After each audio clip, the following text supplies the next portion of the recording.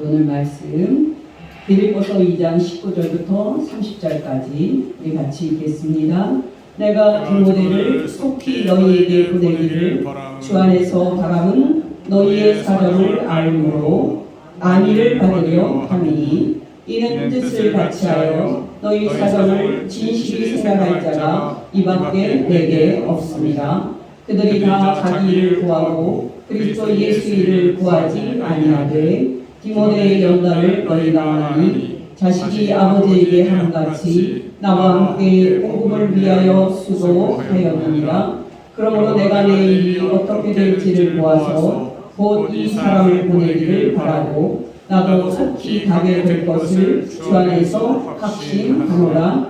그러나 에바브로 디도를 너희에게 보내는 것이 필요한 줄로 생각하노니 그는 나의 형제요 함께 수고하고 함께 군사된 자요 너희 사자로 내가 쓸 것을 돕는 자라. 그가 너희 무리를 간절히 사모하고 자기가 병든 것을 너희가 들은 줄 알고 심히 근심한지라. 그가 병들어 죽게 되었으나 하나님이 그를 긍휼히 여기셨고 그뿐 아니라 또 나를 긍휼히 여기사 내 근심 위에 근심을 면하게 하셨느니라. 그러므로 내가 더욱 급히 그를 보낸 것은 너희도 그를 다시 보고 기뻐하게 하며 내 근심도 덜려 함이니라. 이러므로 너희가 주 안에서 모든 기쁨으로 그를 영접하고 또 이와 같은 자들을 존귀히 여기라. 그가 그리스도의 일을 위하여 죽기에 이르러도 자기 목숨을 돌보지 아니하는 것은 나를 섬기는 너희의 일에 부족함을 채우려 함이니라. 아멘. 네, 여러분 오늘 본문 속에서는 세 사람이 나옵니다. 바로 사도 바울과 그리고 디모데와 에바브로 디도입니다. 오늘은 이 세 사람을 통해서 예수님을 믿는 사람들이 어떤 특징을 가지고 있는 사람들인지를 생각을 해보고자 합니다. 세 가지 특징이 있는데요. 첫째로 여러분, 예수님을 믿는 사람은 주 안에 있는 사람입니다. 19절 말씀입니다. 내가 디모데를 속히 너희에게 보내기를 주 안에서 바람은 내가 너희의 사정을 알므로 안위를 받으려 함이니. 또 24절입니다. 나도 속히 너희에게 가게 될 것을 주 안에서 확신하노라. 물론 여기 주 안에서라는 말은 주 예수 안에서라는 말입니다. 여러분 우리는 주 예수 이럴 때 종을 소유한 주인을 생각하는 경향이 있습니다만은 이때의 주는 그런 주와 그런 좁은 뜻의 뜻이 아닙니다. 이때의 주는 예수께서 지금 하늘에서 하나님 우편에 앉아 계시면서 하늘과 땅을 다스리는 우주적인 통치자이심을 말하는 겁니다. 여러분 이때 사도 바울이 어디에 있었습니까? 그는 바로 로마 감옥에 있었습니다. 여러분 이때 로마 제국과 또 이 세상을 다스리고 있던 통치자, 이 통치자는 누구였습니까? 바로 로마 황제 네로였습니다.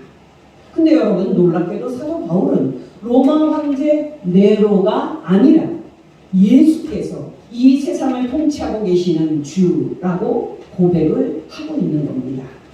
무슨 뜻입니까 여러분? 겉으로 보면 사도 바울이 디모데를 빌립보 교회 성도들에게 보낼 수 있는지의 이 여부는 로마 황제 네로의 손에 달려 있는 것처럼 보입니다. 정말 겉으로 보면은 사도 바울이 로마 감옥에서 무죄로 석방이 돼서 자신이 직접 빌립보 교회에 갈 수 있는지의 이 여부는 로마 황제 네로의 손에 달려 있는 것처럼 보입니다. 그러나 여러분 놀라지 마시기 바랍니다. 사도 바울이 디모데를 빌립보 교회에 보낼 수 있는지의 여부를 결정할 수 있는 주권을 소유한 분은 네로 황제가 아닌 주 예수입니다. 사도 바울이 로마 감옥에서 무죄 석방이 돼서 직접 빌립보 교회에 갈 수 있는지의 이 여부를 결정할 수 있는 이 주권을 소유한 분이 네로 황제가 아니라 주 예수입니다. 바로 여러분 주 안에서 내가 바란다 하고 말할 때에 사도 바울은 이 놀라운 고백을 하고 있는 겁니다. 여러분 기억하시기 바랍니다. 우리가 감옥에 있는 것과 같은 어떤 그 어려운 그런 상황에 있을 때 마치 어떤 힘 있는 사람이 우리의 상황을 결정할 수 있는 것처럼 사도 바울은 그렇게 생각하지 않았습니다. 놀랍게도 사도 바울은 자신의 이 무죄 석방을 포함해서 디모데를 빌립보 교회에 보내는 것까지도 네로 황제에게 달려있다고 생각하지 않았습니다. 그는 그 모든 것이 지금 하늘에서 하나님 보좌 우편에 앉아 계시면서 하늘과 땅을 통치하시는 주 예수의 주권 안에 있다 하고 생각을 했습니다.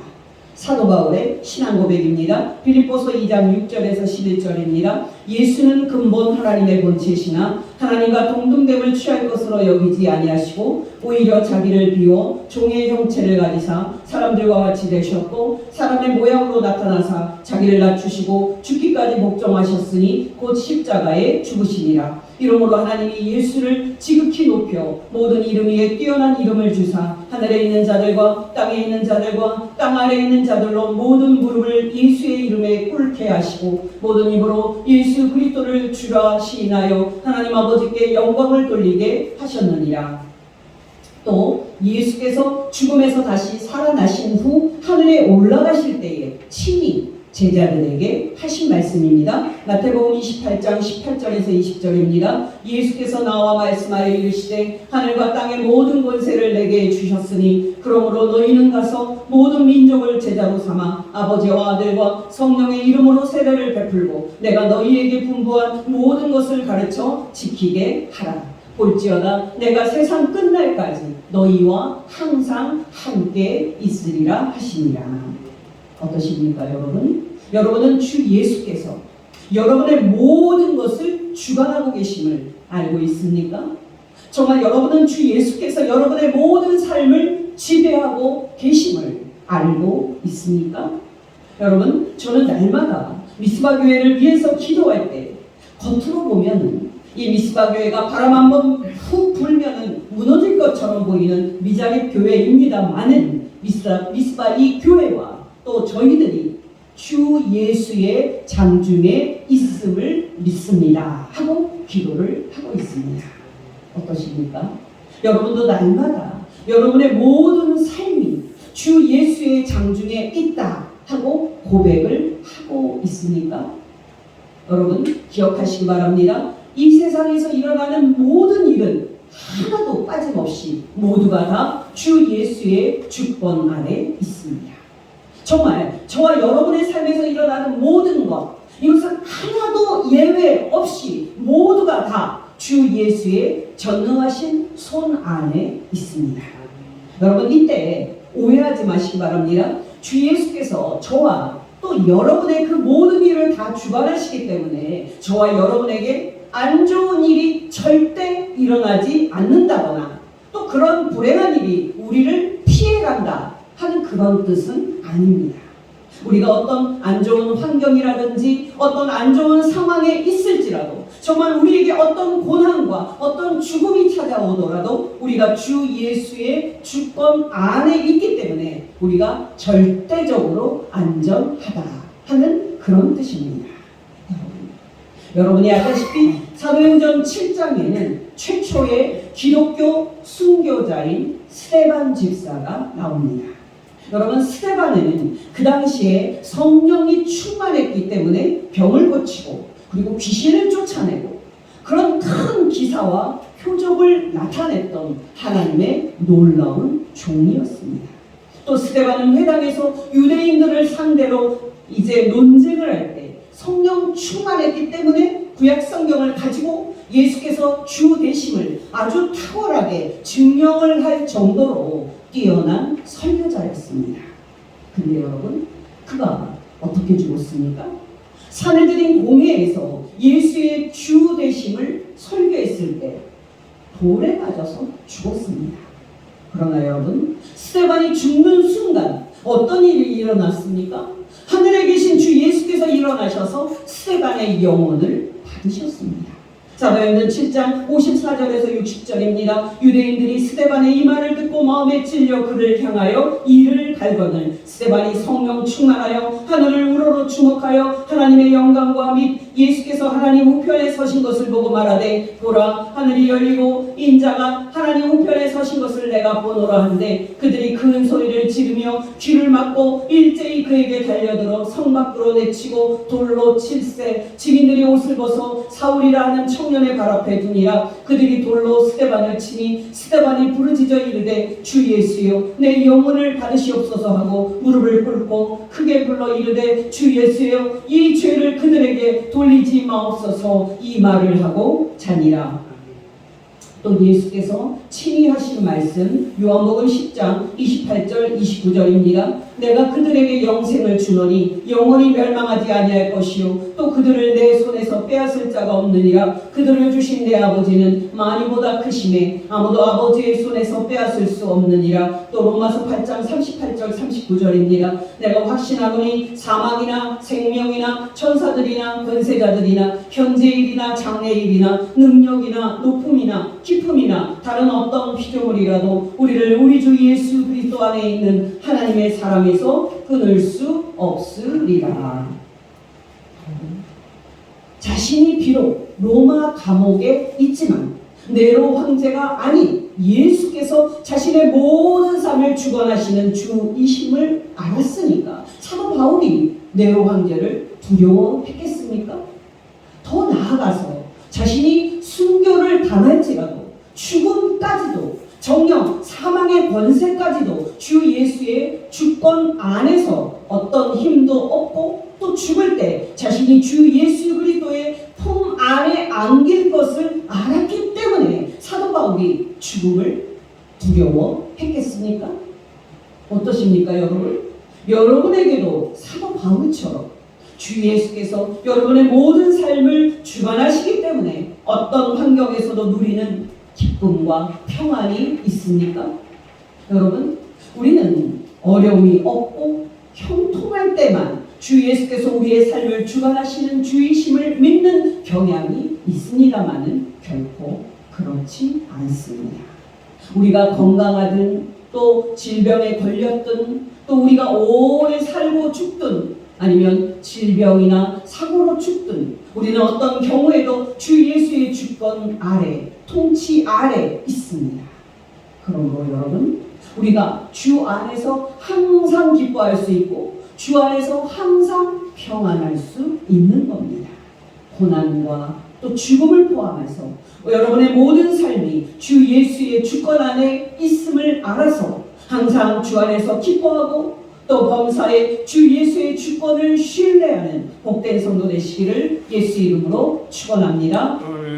둘째로 여러분, 예수님을 믿는 사람은 주 예수의 다스리심에 복종하고 주 예수의 뜻에 죽기까지 순종하는 사람입니다.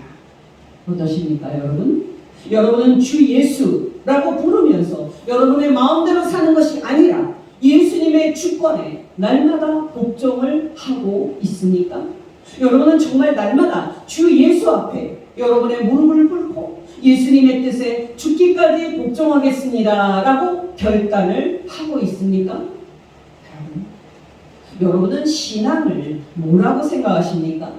이에 대해서 많은 말을 할 수 있을 것입니다만은 신앙은 한마디로 우리가 주 예수의 말씀에 순종하고 우리 주 예수께서 사셨던 대로 우리도 똑같이 사는 겁니다. 예수께서 이 땅에서 어떻게 사셨습니까? 놀랍게도 예수님은 하나님께 철저하게 복종을 하면서 사셨습니다. 여러분이 알다시피 예수께서는 창세 전부터 하늘에서 하나님과 함께 영원토록 신의 영광을 소유하고 계셨던 아들 하나님이셨습니다. 그러나 예수께서 이 세상의 모든 사람을 구원하기 위해 당신께서 사람이 되어야 한다고 명령하신 그 하나님의 뜻에 복종해서 신의 영광을 잠시 버리시고 사람이 되셔서 이 땅에 내려오셨습니다. 그러나 여러분이 알다시피 예수께서 사람이 되시기를 원하시는 하나님의 궁극적인 뜻은 예수께서 십자가 위에서 이 세상의 모든 사람 대신에 하나님의 심판을 받고 죽음으로써 이 세상의 모든 사람을 죄와 사망에서 구원하고 그리고 하나님과 화목하게 하는 것이었습니다. 놀랍게도 예수께서는 하나님의 이 뜻에 복종을 하심으로써 당신의 목숨을 십자가 위에서 온 세상 그 죄의 화목제물로 내어놓으심으로써 저와 여러분을 포함하여 이 세상 모든 사람으로 하여금 하나님과 화목하게 하셨습니다. 아멘. 다시 빌립보서 2장 5절에서 9절입니다. 너희 안에 이 마음을 품으라. 곧 그리스도 예수의 마음이니 예수는 근본 하나님의 본체시나 하나님과 동등됨을 취할 것으로 여기지 아니하시고 오히려 자기를 비워 종의 형체를 가지사 사람들과 같이 되셨고 사람의 모양으로 나타나사 자기를 낮추시고 죽기까지 복종하셨으니 곧 십자가에 죽으심이라. 이러므로 하나님이 예수를 지극히 높여 모든 이름 위에 뛰어난 이름을 주사. 아멘. 여러분, 앞에서 말씀을 드렸듯이 오늘 본문에는 사도 바울 그리고 디모데 그리고 에바브로디도가 이 세 사람이 나옵니다. 여러분, 우선 이 세 사람은 기질적으로 또 성격에 있어서 전혀 다른 사람들이었다라는 사실을 우리는 기억을 해야만 합니다. 먼저 여러분, 디모데. 이 디모데는 어떤 사람이었습니까?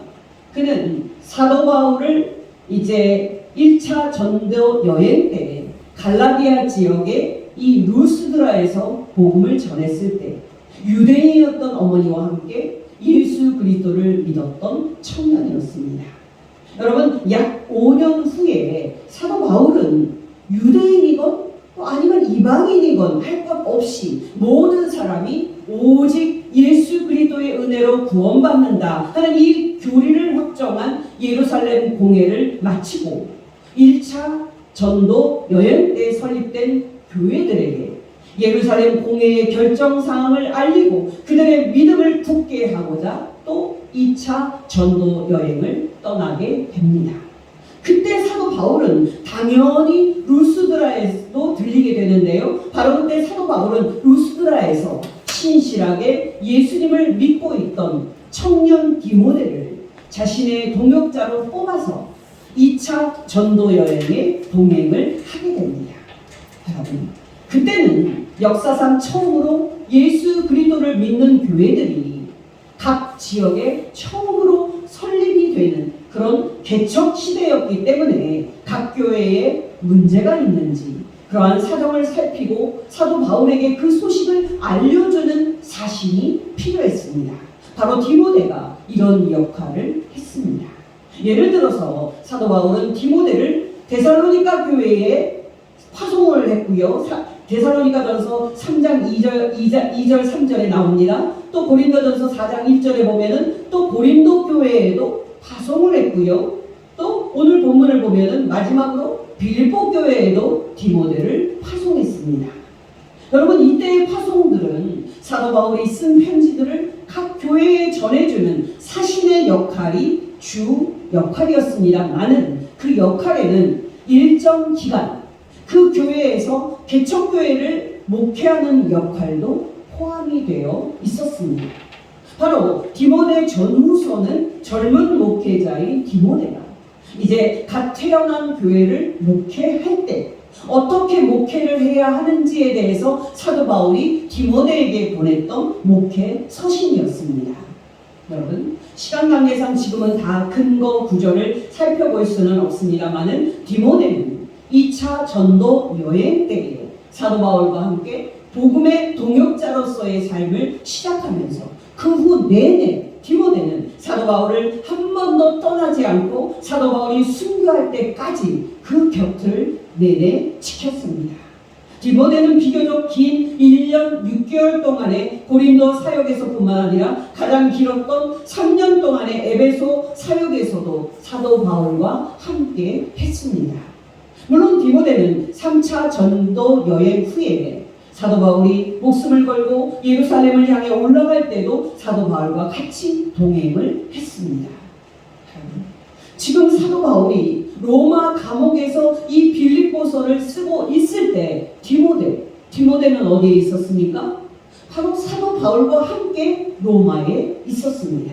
바로 사도 바울은 자신이 빌립보 교회 성도들이 어떻게 신앙생활을 하고 있는지 걱정이 돼서 곧 디모데를 빌립보 교회의 성도들에게 가능한 한 빨리 보내겠다 하고 말하고 있는 겁니다.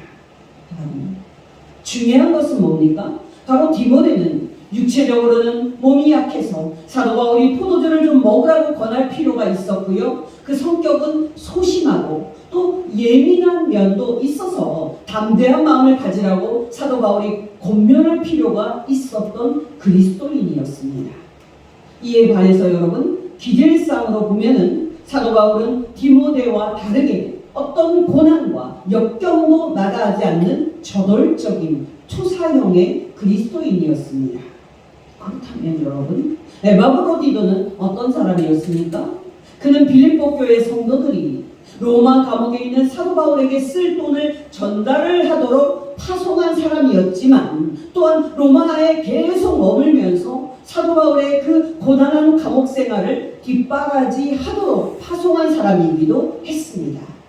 그러나 여러분, 기질상으로 보면은 자신이 소속되어 있는 빌립보 교회 성도들을 아주 보고 싶어서 향수병에 걸릴 정도로 에바브로디도는 감성적인 사람이기도 했습니다. 그러나 여러분, 중요한 것은 무엇입니까? 이 세 사람은 기질적으로 또 성격은 다 달랐어도 한 가지 면에서 똑같은 사람이었다 하는 사실입니다. 여러분, 그것이 무엇입니까? 바로 주 예수께 대한 그들의 충성입니다. 사도 바울이 디모데를 빌립보 교회 성도들에게 보내겠다고 말하면서 사도 바울이 다른 사람도 아닌 그를 보내겠다고 밝힌 이유입니다. 빌립보서 2장 19절에서 22절입니다. 내가 디모데를 속히 너희에게 보내기를 주 안에서 바라는 내가 너희의 사정을 알므로 안위를 받으려 함이니 이는 뜻을 같이하여 너희 사정을 진실히 생각할 자가 이 밖에 내게 없으니라. 그들이 다 자기 일을 구하고 그리스도 예수의 일을 구하지 아니하되 디모데의 연단을 너희가 안 하니 자식이 아버지에게 함같이 나와 함께 복음을 위하여 수고하느니라. 앞에서 말씀을 드렸듯이 디모데는 2차 전도 여행 때에 사도 바울과 함께 복음 전파 사역에 뛰어들었는데요. 디모데가 그 사역에서 어떤 고난을 받았을까요? 여러분이 알다시피 1차 전도 여행 때 사도 바울은 바나바와 함께 마가 요한을 데리고 1차 전도 여행을 떠났습니다. 근데 여러분, 그 당시의 전도 여행은 오늘날처럼 편하게 차 타고 다니는 그런 즐거운 성지순례 여행이 아니었습니다. 때로는 마차도 타고 나귀도 탔겠지만은 그 당시의 전도 여행은 숱하게 걸어서 수백 킬로를 걸어가야만 하는 고난의 행군이었습니다. 드디어 여러분, 1차 여행 중간에 마가 요한이 힘든 전도 여행을 포기를 하고 예루살렘으로 돌아가는 일이 터집니다. 사도행전 13장 13절입니다. 바울과 및 동행하는 사람들이 바보에서 배 타고 밤빌리아에 있는 버가에 이르니 마가 요한은 그들에게서 떠나 예루살렘으로 돌아가고. 소아시아의 내륙도시 이제 버가에서 사도 바울과 바나바는 그 후 갈라디아 지역인 이 비시디아 안디옥으로 이제 넘어가게 되는데요. 왜 마가 요한은 전도 여행 중간에 포기를 하고 버가에서 예루살렘으로 가버렸을까요? 물론 성경은 이에 대해서 침묵을 합니다만은 두 가지 가능성이 있습니다. 여러분, 1차 전도 여행 때에 바울과 바나바는 맨 처음 전도 여행지로 그브로 섬을 정합니다. 왜냐하면 그 섬이 바로 바나바의 고향이었기 때문입니다. 그리고 그 다음에 바울과 바나바는 두 번째로 그브로 섬에서 배를 타고 소아시아의 내륙도시 버가에 도착을 하는데요. 바로 그 두 사람이 소아시아 지역을 두 번째 전도 여행지로 선택을 한 것은 바로 그 소아시아가 바울의 고향이었기 때문입니다. 그러니까 여러분, 마가 요한은 바나바의 조카였는데요. 그브로 섬에서 전도할 때는 외삼촌 바나바가 주도적인 그런 위치에 있었는데 소아시아에서는 바울이 주도를 하다가 보니까 마가 요한이 그것에 불만을 품고 예루살렘으로 돌아갔을 가능성이 있습니다. 또 여러분, 마가 요한이 버가에서 비시디아 안디옥으로 넘어갈 때 전도 여행을 포기하고 예루살렘으로 돌아간 더 확실한 이 현실 가능한 이유는 전도 여행이 생각보다 길어지고 또 전도 여행길도 생각보다 힘들었기 때문일 것입니다.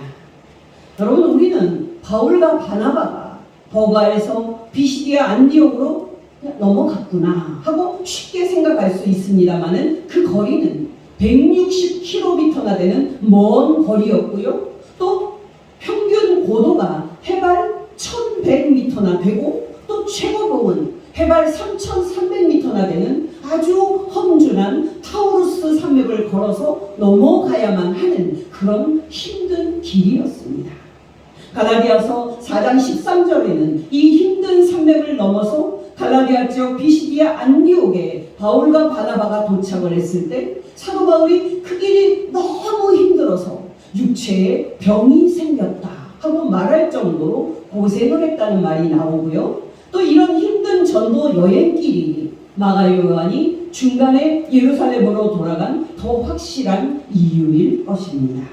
사도 바울의 고백입니다. 갈라디아서 4장 13절 14절입니다. 내가 처음에 육체의 약함으로 말미암아 너희에게 복음을 전하는 것을 너희가 아는 바라. 너희를 시험하는 것이 내 육체에 있으되 이것을 너희가 업신여기지도 아니하며 버리지도 아니하고 오직 나를 하나님의 천사와 같이 또는 그리스도 예수와 같이 영접하였도다.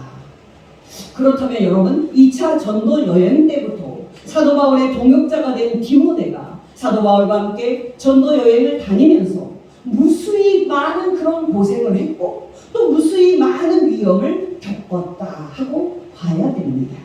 사도 바울이 자신이 전도 여행을 다니면서 그동안에 겪었다고 말한 수많은 고난과 위험의 목록입니다. 고린도후서 11장 23절에서 28절입니다. 그들이 그리스도의 일꾼이냐 정신없는 말을 하거니와 나는 더욱 그러하도다. 내가 수고를 넘치도록 하고 옥에 갇히기도 더 많이 하고 매도 수없이 맞고 여러 번 죽을 뻔하였으니 유대인들에게 40에서 하나 감한 배를 5번 맞았으며 3번 태장으로 맞고 1번 돌로 맞고 3번 파손하고 일주일을 깊은 바다에서 지냈으며 여러 번 여행하면서 강의 위험과 강도의 위험과 동족의 위험과 이방인의 위험과 신의 위험과 광야의 위험과 바다의 위험과 거짓 형제 중의 위험을 당하고 또 수고하며 애쓰고 여러 번 자지 못하고 줄이며 목마르고 여러 번 굶고 춥고 헐벗었노라. 이 외의 일은 고사하고 아직도 날마다 내 속에 눌리는 일이 있으니 곧 모든 교회를 위하여 염려하는 것이라.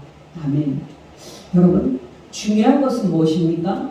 바로 사도 바울이 겪었던 이 모든 고난과 이 모든 위험을 사도 바울의 동역자였던 디모데도 함께 겪었다 하는 사실입니다. 다시 빌립보서 2장 19절에서 22절입니다. 내가 디모데를 속히 너희에게 보내기를 주 안에서 바람은 내가 너희의 사정을 알므로 안위를 받으려 함이니 이는 뜻을 같이하여 너희 사정을 진실히 생각할 자가 이밖에 내게 없음이라. 그들이 다 자기 일을 구하고 그리스도 예수의 일을 구하지 아니하되 디모데의 연단을 너희가 아나니 자식이 아버지의 함같이 나와 함께 복음을 위하여 수고하였느니라. 아멘.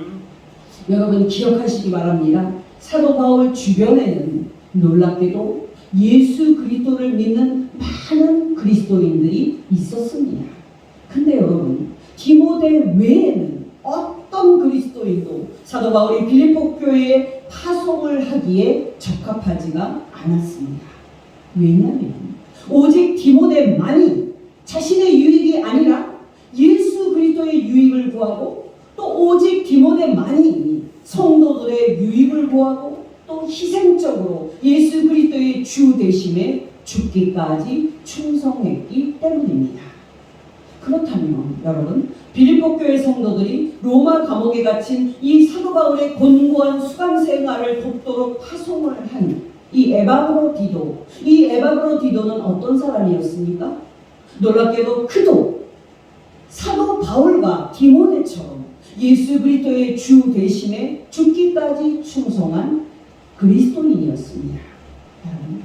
에바브로디도는 로마 감옥에 갇힌 사도 바울에게 빌립보 교회 성도들이 단지 물질을 보낸 그런 사자가 아닌 로마에 계속 머물면서 사도 바울의 이 감옥 생활을 뒷바라지하도록 보낸 그런 사자였었는데요. 에바브로디도는 그 과정에서 큰 병이 들어서 죽을 정도까지 됩니다.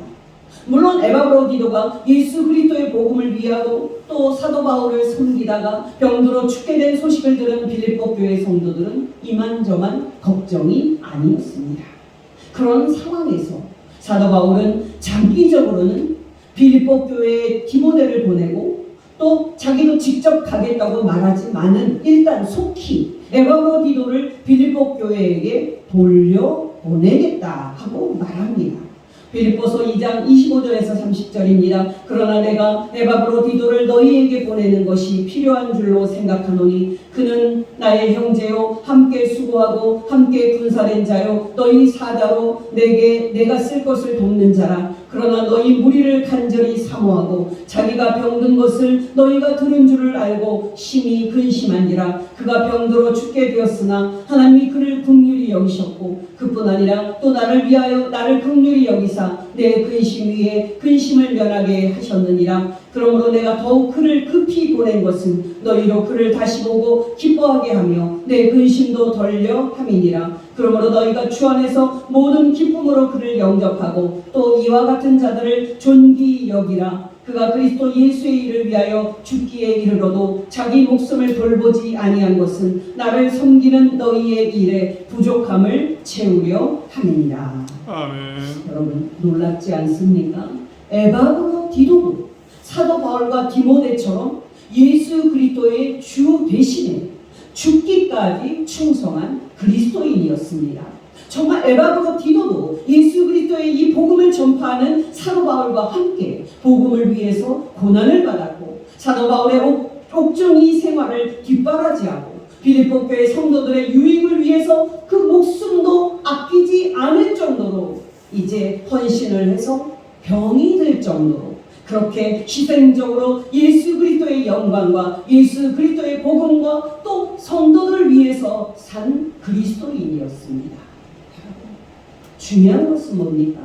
예수님을 주로 섬기는 그리스도인들은 이 세상 모든 사람을 구원하기 위해서 주 예수께서 하나님의 뜻에 죽기까지 복종하는 삶을 사셨던 것처럼 우리도 주 예수의 뜻에 죽기까지 충성해서 교회와 성도들을 세우고 다른 사람들을 구원하는데 희생적으로 목숨까지 바치는 사람들이다 라는 사실입니다.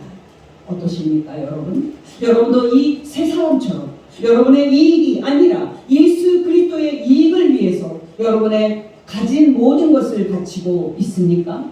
정말 여러분도 이 세 사람처럼 교회를 세우고 또 성도들을 세우고 다른 사람들을 예수께 인도하는데 여러분의 목숨까지 바칠 준비가 되어 있습니까? 여러분 제가 한국 목회자 중에 크게 영향을 받은 사람이 고 윤덕수 목사님입니다. 이분은 통합 측 목사님이었는데요. 비교적 젊은 65세의 나이로 2005년에 소천을 하셨습니다. 이 목사님은 소천하실 때쯤에는 한국의 대표적인 대형 교회 중에서 그 한 교회를 세울 정도로 크게 쓰임을 받았던 목회자였지만 자기 집도 없었습니다. 양복을 선물로 받아서 입게 되면 소매가 떨어질 때까지 입으셨고요. 또 죽을 때까지 교회 생각, 성도들 생각, 예수 그리스도의 복음, 예수 그리스도의 그 복음을 이제 전함으로써 사람들을 구원할 그런 생각만 하셨습니다. 마침내 이 목사님이 2005년 2월 초에 LA에 있는 나성교회에서 부흥회를 인도하시고 난 후에 쓰러지셔서 소천을 하셨습니다. 평소 이 목사님께서는 설교를 하다가 내가 죽겠다 하고 하셨는데 그렇게 하나님의 품에 안기셨습니다. 얼마나 부러운 삶입니까? 여러분 이 목사님의 삶에서 이제 있었던 그 한 분수령을 말씀드리지 않을 수가 없는데요. 이 목사님은 1988년에 뇌졸중으로 약 3년간 꼼짝 못하고 병상에 누워 있어야만 했던 그런 시간이 있었습니다. 다른 목사님을 이제 파송을 하겠다고 하는데, 그러나 그 교회 성도들이 3년 동안 릴레이 기도를 단 1초도 쉬지 않고 기도함으로, 아주 간절한 기도로, 다른 목사님 필요 없다, 우리는 기도로, 하나님 앞에 기도함으로 일으켜 세우겠다는 각오와 결단으로 3년간 간절한 기도를 했습니다. 그 기도로 말미암아 윤 목사님은 하나님의 은혜로 기적적으로 일어나셨고, 그 후에 성령의 불을 받아서 불편한 몸을 가지고도 전 세계로 다니며 예수 그리스도의 복음을 전하셨습니다. 65세면은 아직은 더 하나님께 그런 쓰임을 받을 나이인데, 하나님께서는 다른 생각이 있으셨는지 일찍 데리고 가셨습니다. 어떤 삶이 우리 그리스도인이 마땅히 살아야 하는 삶입니까? 말할 필요도 없이 우리가 가진 모든 것을, 교회를 세우고 성도들을 세우고 다른 사람들을 예수께로 인도하는 데 드리는 삶, 이 삶이 우리가 마땅히 살아야 할 삶입니다. 정말 우리가 가진 마지막 하나 남은 그 목숨까지도 예수 그리스도의 영광과 예수 그리스도의 복음을 위해서 다 바치는 것이 우리가 마땅히 살아야 할 삶입니다. 여러분께 권면드립니다. 여러분, 여러분의 시간, 여러분의 전 인격을 예수 그리스도를 위해서 드리십시오. 정말 여러분의 목숨을 포함하여 여러분이 가진 모든 것을 아낌없이 교회와 성도들과 예수 그리스도를 위해서 다 드리고 주 예수 앞에 가는 복된 성도 되시기를 예수 이름으로 축원합니다. 아멘. 셋째로, 여러분, 예수 믿는 사람은 주 예수 그리스도와 또 그의 일을 위해서 목숨까지 바칠 준비가 되어 있는 고차원적인 사람입니다만은 그 동시에 너무나도 자연스럽고 너무나도 인간적인 삶을 사는 사람입니다. 여러분이 알다시피 이때의 사도 바울은 빌립보 교회 성도들 때문에 심히 걱정을 하고 있었습니다. 물론 여러분, 사도 바울은 놀라운 믿음을 소유한 사람이었습니다. 정말 그는 날마다 예수 그리스도와 신령한 교제를 나누는 영적인 사람이었습니다. 그러나 사도 바울은 자기가 빌립보 교회 성도들의 그 사정을 직접 듣고 위안을 받을 수 있도록 디모데를 빌립보 교회에 보내기를 간절히 원하고 있습니다. 이 얼마나 자연스럽고 이 얼마나 인간적인 모습입니까? 또 에바브로디도를 여러분 생각해 보십시오. 그는 정말로 주 예수 그리스도의 놀라운 종이었습니다. 그는 정말 사도 바울이 그를 일컬어서 형제와 동역자와 함께 군사된 자로 묘사할 정도로 주 예수의 대단한 종이었습니다. 그는 정말 예수 그리스도의 일을 위해서 목숨까지 걸 만큼 훌륭한 그리스도인이었습니다. 그러나 그는 빌립보 교회에 이제 같은 믿음의 형제 자매들을 보고 싶어 할 정도로 향수병을 앓고 있었고, 자기가 로마에서 병들었다는 것을 빌립보 교회 성도들이 들었을 때는 특히 더했습니다. 여러분, 이 또한 얼마나 자연스럽고 또 얼마나 인간적인 모습입니까? 여러분, 다시 한번 사도 바울을 생각해 보십시오. 그는 말할 것도 없이 예수 그리스도를 위해서 자기의 목숨까지 바칠 준비가 되어 있을 정도로 대단한 믿음의 사람이었습니다. 그러나 그는 에바브로디도가 병들어 죽게 됐을 때 근심을 했고, 또한 너무 마음을 아파했습니다. 심지어 그 상황에서 그는 외로움까지도 느꼈습니다. 오늘 본문 27절입니다. 에바브로디도가 병들어 죽게 되었으나 하나님이 그를 긍휼히 여기셨고, 그뿐 아니라 또 나를 긍휼히 여기사 내 근심 위에 근심을 면하게 하셨느니라. 여러분, 교인들 중에는 마치 믿음 좋은 그리스도인이 되는 것이 마치 인간적인 감정을 전혀 가지고 있지 않은 부자연스럽고 초자연적인 인간이 되는 것인 것처럼 그렇게 생각을 하는 사람들이 있습니다만은 이런 생각은 잘못된 생각입니다. 여러분, 사실 이런 생각은 우리 몸을 죽이라는 사도 바울의 말을 하나님께서 우리 안에 심어주신 자연스럽고 인간적인 선한 것을 죽이는 것으로 잘못 해석을 해서 나온 생각인데요. 이런 생각은 잘못된 생각입니다. 여러분 기억하시기 바랍니다. 하나님께서는 우리를 인간으로 만드셨습니다. 물론 죄가 되는 것들은 우리가 마땅히 버려야 할 그런 것들입니다만은 하나님께서 우리 인간에게 주신 고귀하고 선한 것들은 우리 그리스도인이 여전히 소유하고 누려야 되는 참된 것들입니다. 구체적으로 말한다면 여러분 사도 바울은 죽기 직전일 정도로 큰 병이 든 사랑하는 형제 에바브로디도 때문에 근심을 했고요. 또 그의 생명이 하나님의 긍휼로 보존된 것에 대해서 하나님께 감사했습니다. 이렇게 사도 바울은 대단히 영적인 사람이었지만 동시에 대단히 자연스럽고 대단히 인간적인 향기를 소유한 사람이었습니다. 여러분 이어서 28절에서 사도 바울은 하나님의 긍휼을 받아 기적적으로 병에서 치료함을 받은 에바브로디도를 빌립보 교회에게 급히 보내겠다고 말하는데요. 그 이유는 빌립보 교회 성도들이 다시 건강하게 회복이 된 에바브로디도를 보고서 큰 기쁨을 소유하기를 바랬기 때문이고요. 또 그들의 기쁨이 사도 바울의 근심과 슬픔 또한 덮어줄 것이기 때문이었습니다. 여러분, 이 얼마나 자연스럽고 이 얼마나 인간적인 모습입니까? 여러분, 요즘은 좀 덜합니다. 근데 사실 7, 80년대에는 제가 지금 경계하는 이런 풍조가 목회자들이나 또 교회 지도자들에게 많이 있었습니다. 성경을 들고 다닐 때는 그들은 가슴 높이 들고 다녔고 또 설교할 때를 포함해서 일상적인 대화를 나눌 때도 목소리를 낮추고 굵게 목소리를 깔아버린다든지 이렇게 해서 영적인 사람으로 보이려고까지 했습니다.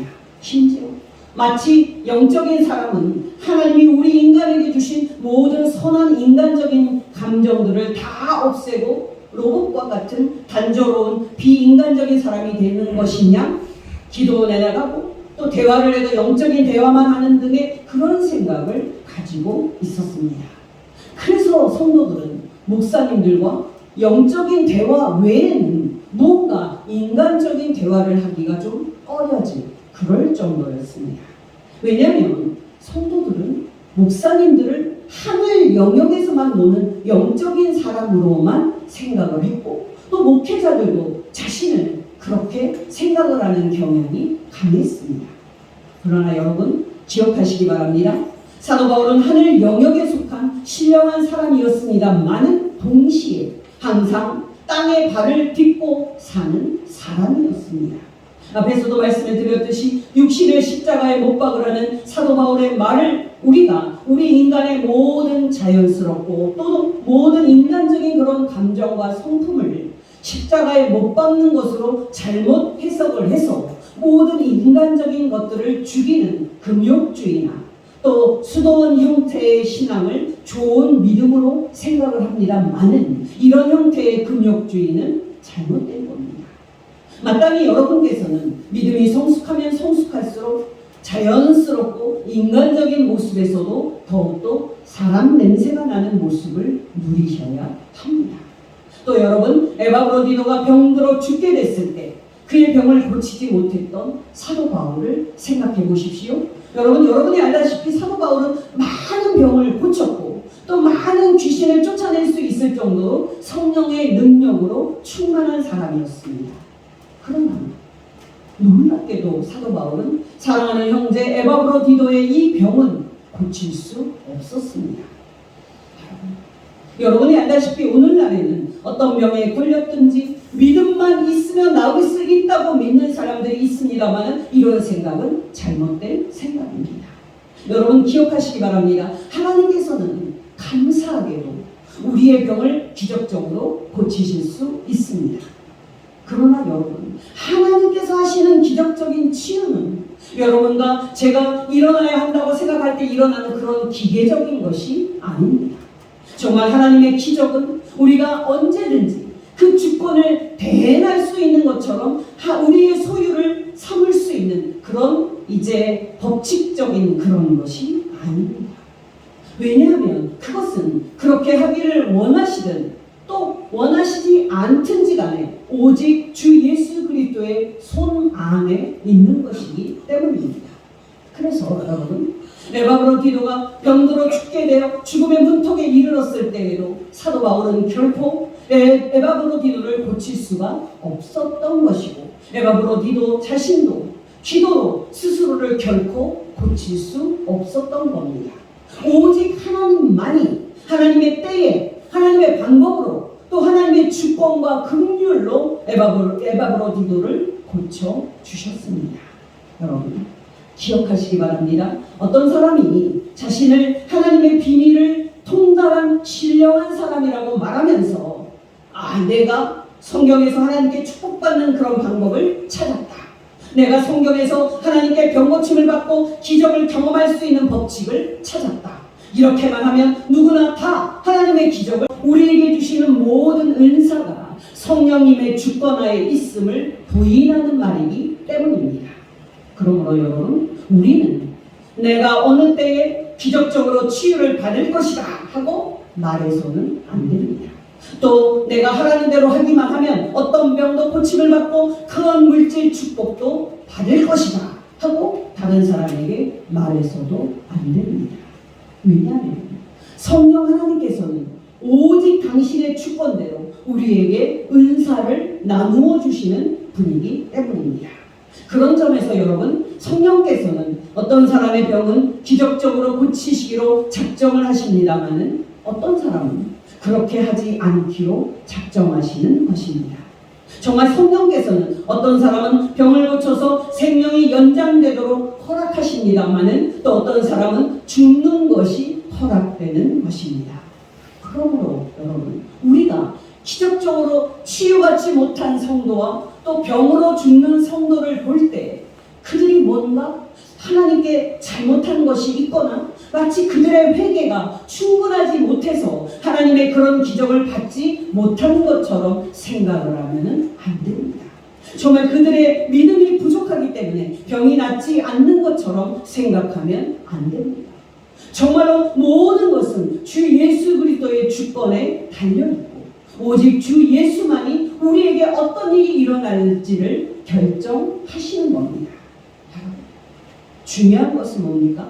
우리가 병이 들어 죽게 되든 하나님의 긍휼로 병이 낫든지 간에 우리가 우리 주 예수 그리스도의 선한 주권과 사랑 안에 있다는 사실입니다. 저는 최근에 안타까운 한 이야기를 들었습니다. 어떤 신실한 집사님이 죽을 병에 걸렸는데요. 그 교회 담임 목사가 이 집사님에게 그동안 그분이 모든 죄를 다 회개하면 고침받을 수 있다 하고 말을 해줬습니다. 죽을 상황에서 이 동아줄 같은 이 말을 들은 이 집사님은요, 그 후로 자신이 지은 죄가 뭐가 있나 막 샅샅이 찾아서 회개를 했고요, 자신이 잘못을 한 사람들에게는 일일이 전화를 해서 용서를 구했습니다. 정말 이 집사님은 더 이상 회개할 것이 없을 정도로 자신의 죄를 샅샅이 찾아서 회개를 했습니다. 그러나 이 집사님은 안타깝게도 그대로 돌아가셨습니다. 기억하시기 바랍니다. 우리가 반드시 죄를 지어서 병에 걸리는 것은 아닙니다. 에바브로디도처럼 병은 우리가 예수 그리스도의 일을 너무 열심히 하다가 걸릴 수도 있는 것이고 심지어 그대로 죽을 수도 있는 겁니다. 우리는 병든 것은 죄지었기 때문이고 병 낫는 것은 우리의 회개와 우리의 믿음에 달린 것처럼 단순하게 생각을 하면 안 됩니다. 정말 우리가 병이 낫지 않는 것은 우리의 믿음이 부족하기 때문이고 우리의 믿음만 있으면 병이 낫는 것처럼 생각을 하면 안 됩니다. 우리가 병이 들어서 죽게 되든지 병이 나서 병이 또 다 고침을 받아서 더 살게 되든지 모든 상황에서 우리가 하나님의 주권적인 사랑과 또 선하신 보호하에 있음을 우리는 알아야 합니다. 아멘. 그러므로 여러분, 주 예수 그리스도의 선하신 주권과 또 한없는 사랑 안에서 주 예수 그리스도를 신뢰하면서 모든 상황에서 기뻐하고 평안하십시오. 우리는 살아도 하나님의 은혜 아래 있고요, 심지어 죽어도 우리는 하나님의 은혜 아래 있습니다. 아멘. 죽음을 포함하여 어떤 고난과 어떤 질병도 우리를 우리 주 예수 그리스도 안에 있는 하나님의 사랑에서 절대로 끊을 수 없습니다. 아멘. 여러분의 모든 삶이 주 예수 그리스도의 선한 주권과 하나님 아버지의 선한 주권 하에 있음을 알아서 여러분이 날마다 주 안에서 항상 기뻐하고 항상 평안한 성도가 되시기를 바랍니다. 또 여러분이 모든 자연스럽고 모든 인간적인 감정과 평범한 일상 속에서도 주 안에서 풍성한 사람이 되시기를 예수 이름으로 축원합니다. 기도하겠습니다. 하나님 아버지, 오늘 말씀을 통해서 우리가 주 예수 안에 있는 복된 존재임을 가르쳐 주신 것 진심으로 감사를 드립니다. 하나님 아버지, 우리에게 날마다 성령과 말씀으로 충만하게 하여 주시사 어떤 상황에서도 우리가 주 예수의 선한 주권 아래 있음을 알아 우리로 항상 주 안에서 기뻐하고 주 예수를 신뢰하게 하옵소서. 우리 주 예수님의 이름으로 기도합니다. 아멘.